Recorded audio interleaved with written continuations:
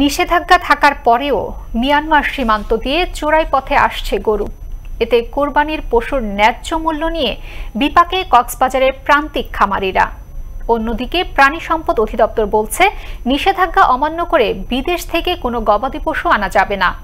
কক্সবাজার থেকে এসতে ফারুকের প্রতিবেদনে আরও জানাচ্ছেন শওকত সাগর। পবিত্র ঈদুল আজহাকে কেন্দ্র করে কক্সবাজারের খামারিরা ১,৫১,৬২২টি গবাদি পশু বিক্রয় উপযোগী করেছেন। এবারের কোরবানিতে জেলা গবাদি পশুর চাহিদা রয়েছে ১,৪০,৯২৩টি। চাহিদা পূরণ করে ১০,৬৯৯টি অতিরিক্ত গবাদি পশু জেলার বাইরে রপ্তানি করা যাবে। কিন্তু সরকারিভাবে নিষেধাজ্ঞা থাকার পরও মিয়ানমার সীমান্ত দিয়ে রাতের অন্ধকারে আসছে শত শত গরু। সেই গরু হাটবাজারে তোলে চোরাচালানকারী চক্র। ইজারাদারের কাছ থেকে নিচ্ছেন বিক্রয় রসিদ আর চেয়ারম্যান দিচ্ছেন প্রত্যয়নপত্র। বিনিময়ে পকেটে ঢোকাচ্ছেন লাখ লাখ টাকা। সীমান্ত এলাকায় অভিযান চালিয়ে চলতি বছরের জানুয়ারি হতে এ পর্যন্ত নাইখংছড়ি ১১ বিজিবি ১,০০০-এরও অধিক মিয়ানমারের গবাদি পশু আটক করেছে। পরবর্তীতে নিলামের মাধ্যমে ২৪ কোটি টাকার উপরে সরকারি কোষাগারে জমা করতে সক্ষম হয়েছে। এতেও থেমে নেই সীমান্ত দিয়ে চোরাচালানকারীদের গরু পাচার।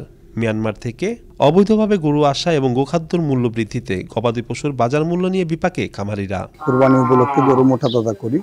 যদি অবৈধভাবে মায়ানমার থেকে গরু আসে তাহলে আমরা আর্থিকভাবে ক্ষতিগ্রস্ত হব। মায়ানমার থেকে যেভাবে গরু আসতেছে এখানে এই নিয়ে আমি এখনো চিন্তিত যে আমার গরুর দাম পাবো কিনা। খাদ্যের দাম দ্বিগুণ হওয়ার কারণে খামারের ভাইয়েরা আজকে নিঃস্বাবন হয়ে যাচ্ছে।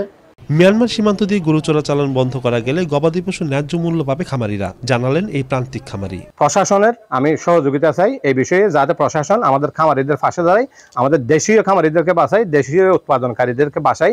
সরকারি নিষেধাজ্ঞা রয়েছে, বিদেশ থেকে কোনো গরু আনা যাবে না। এবারে ঈদুল আজহায় চাহিদার তুলনায় বেশি গরু মজুত রয়েছে বলে জানালেন এই কর্মকর্তা। ঈদুল আজহা ২০২৩-এ আমাদের কক্সবাজার জেলায় চাহিদার তুলনায় আরো অতিরিক্ত ১০ থেকে ১২,০০০ গরু মজুত আছে। আমরা আশা করছি এই অতিরিক্ত গরু আমরা পার্শ্ববর্তী জেলায় আমরা রপ্তানি করতে পারবো। নিষেধাজ্ঞা অমান্য করে চোরাচালানকারী চক্র সীমান্ত দিয়ে আনছে গরু। বিজিবির কঠোর নজরদারিতে বন্ধ হবে গরু পাচার। তাহলে প্রান্তিক খামারিরা পাবে গবাদি পশুর ন্যায্য মূল্য। এমনটাই মনে করেন কক্সবাজারের সচেতন মহল সহ পুরো দেশবাসী। শওকত সাগর, আনন্দ টিভি, ন্যাশনাল ডেস্ক।